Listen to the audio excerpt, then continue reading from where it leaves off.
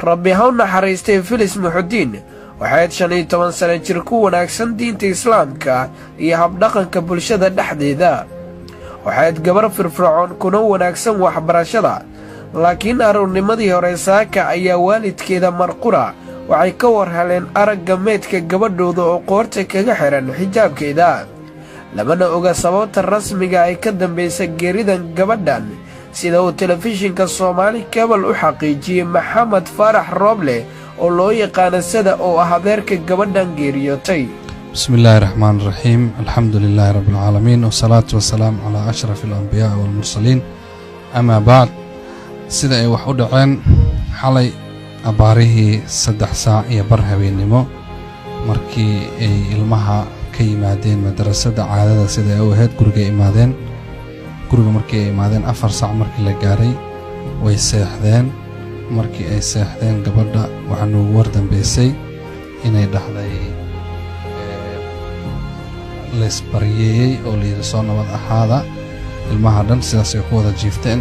saaki markii la gaaray xilliga salaada subax ayaa sida caadada ahayd ilmaha laga kacsho oo salaada loogu baraarujiyo oo salaada tukada la dhaho ayaa salaada qolkii ay jiifeen ilmaha loo gargaraacay. markaan u gargaraacay aniga waa iska baxay masaajidka aaday. mar allaala markaan salaada aaday xilliga aan ka soo noqday salaada waxaan u imaaday guriga oo dhan oo qaylo ka wada yeerayso, hooyadii iyo ilmihii kale wixii oo dhan la wada qaylinayo. mar allaala markaan goobtii soo istaageen waxaan arkay gabadhiyo xarig qoorta uga xiran yahay oo xarigga ay isku marjisay, carabkeeda bannaanka oo yaallo. markaan hubsaday inaan xaaladda ay khatar ay ku sugan tahay oo aan gabadhi buushkarey wax neef aan ka waay, wax dhaqdhaqaaq aan ka waay, wax wadna gargaraac aan ka waay. waxaan wacnay ambalaasti aan wacay, waa imaadeen qolada ambalaasti wixii aan noo xaqiijiyeen inay gabadhi sidaas ay ku geeriyootay.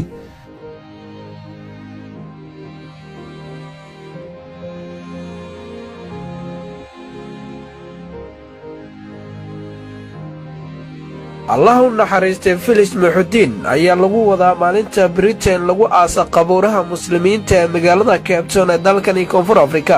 barnaamijka oo dhammaystiran kala soco telefishinka Soomaali